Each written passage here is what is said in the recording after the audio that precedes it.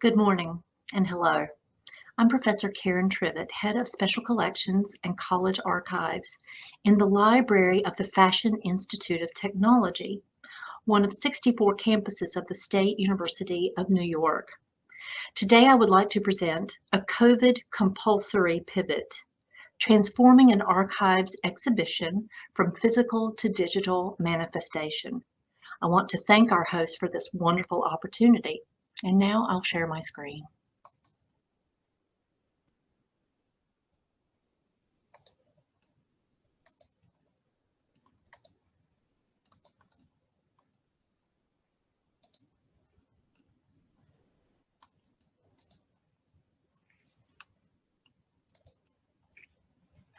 Thank you for your patience. Archives mean nothing if they are not accessible. Gaining access is challenged by myriad obstacles, including something as basic as a misperception by potential users that archives repositories are elite environments meant only for high-level research. Similarly, technologies that could promote archives accessibility and use can be cost and otherwise prohibitive to repositories and present yet more obstacles. Today, I will highlight various aspects of an archives-centric exhibition that is breaking down barriers of misperception and leveraging innovative yet employable technologies. But first, let's have some fun. I'd like you to feel free to visit this site and explore as I present to you today. I like to make archives relevant and even entertaining to new audiences. It all started a few years ago with a desire to commemorate the anniversary of FIT's founding in 1944. It has always been a part of FIT's ethos to break down barriers and connect faculty and students to successful academic careers and professional endeavors. FIT's mission today is much as it has always been. It prepares students for professional excellence in design and business through rigorous and adaptable academic programs, experiential learning, and innovative partnerships. FIT fosters creativity, career focus, and a global perspective as it educates its students to embrace inclusiveness, sustainability, and a sense of community. So how can we simultaneously honor our past while embracing the future? I started at the root of the college, focusing on one of its two key founders, that being Max Meyer. He was a principal of the women's cloak and suit manufacturer Abraham Beller and Company, headquartered in New York City's historic Garment District, which is a neighbor of the college.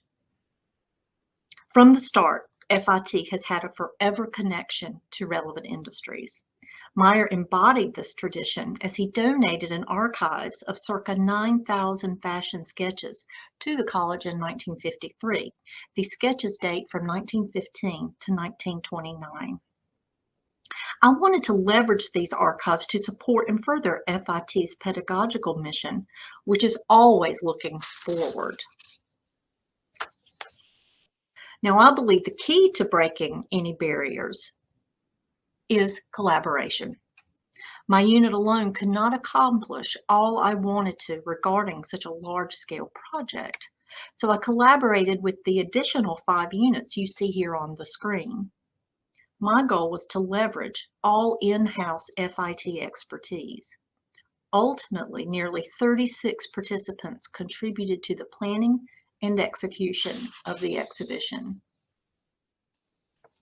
So Plan A was an on-site exhibition, always planned with digital components in mind. The setting for the physical exhibition was the Fred Pomerantz Art and Design Center lobby, which you see here on the screen. It's located on campus, which is at West 27th Street, adjacent to the Garment District. The location would reinforce the tether between the college and the fashion industry. As you can see, it's a palatial space of glass and marble, ideal for an on-site exhibition. Even more dramatic is the lobby at night. As you can see, passersby can glance into the space virtually unobstructed. Summer and fall of 2019 were very active seasons for planning the physical installation. Opening was set for spring of 2020. In all, 200 illustrations were curated from the 9,000 total. All of the 200 were digitized at a high resolution for maximum flexibility, which paid off enormously in the end. Again, around 36 participants across 6 FIT units collaborated on this effort. 14 garments from the hundreds, if not thousands, of Fashion and Textile Studies garment study collection were matched or nearly matched to sketches and arranged chronologically in the space. We ultimately needed then 14 mannequins. Also, we were able to leverage the expertise and the equipment from the Visual Presentation and Exhibition Design undergraduate program at FIT. We also wanted to incorporate augmented reality. It would be a fun interactive component to the exhibition. We also plan to use video displays throughout the space. And then our planet Earth became quite ill with COVID-19, and New York City was an epicenter in the beginning. On March 13th, 2020, the college closed nearly all operations and would remain primarily closed until August of 2021. So, Plan B. That would be a pandemic pivot, which happened in July of 2020. That's when FIT administration ceased all planning for any physical installation due to the COVID-19 pandemic. There was much valuable time lost, but it was the safest decision under the circumstances. So, in response, I planned and coordinated an online exhibition that incorporated still and dynamic content, as well as augmented reality, which I will discuss more in depth in a moment. Prior to the pandemic, my staff already employed an Omeka-supported online digital content delivery space. With the postponement of the aforementioned physical exhibition, I decided simply to push Omeka's limits with the installation of the exhibition entitled Max Meyer and A. Beller and Company, Interpreting a Hidden History of New York City's Garment District. According to its creators, Omeka is a Swahili word meaning to display or lay out wares, to speak out, to spread out, to unpack. Those efforts are exactly what archives are meant to support. From February 27th through December 1st, 2020, online exhibition planners, designers, and other contributors met on a weekly basis to consider all aspects of what the online show should deliver to visitors. This exhaustive exhibition was launched on December 7th, 2020. Now, what do I mean by exhaustive? Well, with the aid of faculty, librarian colleagues, I requested as much performance as Omeka would allow for a complete online exhibition experience. As one navigates the exhibition, one finds an immersive online environment enhanced with augmented reality. It will also eventually offer a 3D component as well. For ease, for future reference, here is the exhibition's direct URL. Feel free to visit this site as I wrap up my presentation. Now we circle back to the fitting room. To augment is to make something greater by adding to it, to increase capacity. The fitting room is an augmented reality or AR experience that allows visitors to virtually try on parts of rare and even unique illustrations from the digital surrogates of archival material that my staff and I care for.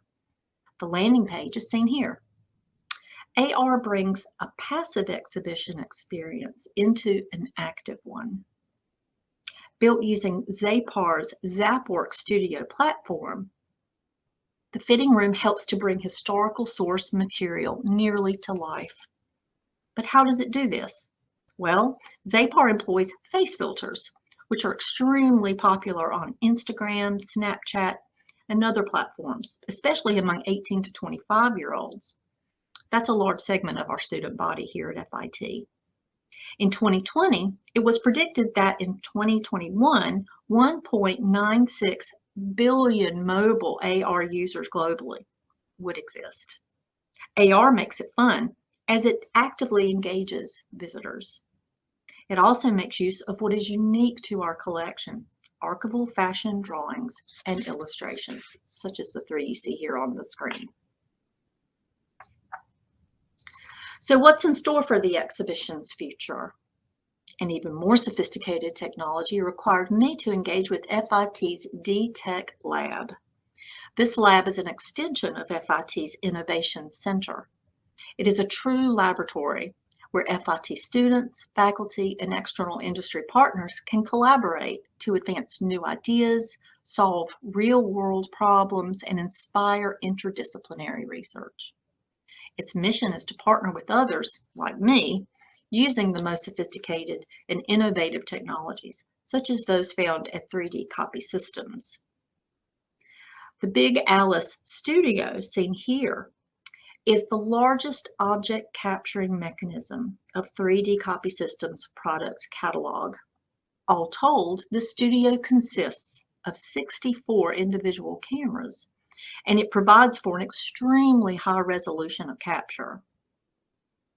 High resolution helps to ensure high quality of any associated texture, which plays a very important role in capturing textiles and delivering extraordinary and realistic results. Ultimately, this 1925 Coats 3D file will be embedded within the online exhibition space for a full in-the-round experience of the garment for visitors, much like what they would have experienced in a physical exhibition. Again, it is one of 14 garments featured in the Meyer-Beller exhibition. This capture's resulting image, seen here, will allow visitors to experience this coat from dozens of vantage points. Again, using augmented reality, one will be able to view the 1925 coat as if it were in the same space as the visitor. Sketchfab is the interface in which visitors can maneuver the garment. So while it is clear that virtual and/or online endeavors are now mission critical, it is not enough simply to reach out. Archivists can make their best effort day and night, but to what effect? Archivists must also gauge the success and effectiveness of their efforts. Because of the sophistication of certain platforms, varied and detailed analysis can be cultivated by using analytical mechanisms inherent to online outreach tools. We are able to analyze visitorship to our Mecca-hosted exhibition via Google Analytics, or GA. GA can be manipulated in dozens of ways to display a variety of data that can inform the success of future decision-making.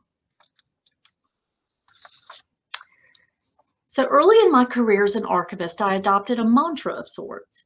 It is a quote from the 1921 book Howard's End by the English writer E.M. Forster. Forster declares, "Only connect." That was the whole of her sermon. Only connect the prose and the passion, and both will be exalted, and human love will be seen at its height. Live in fragments no longer.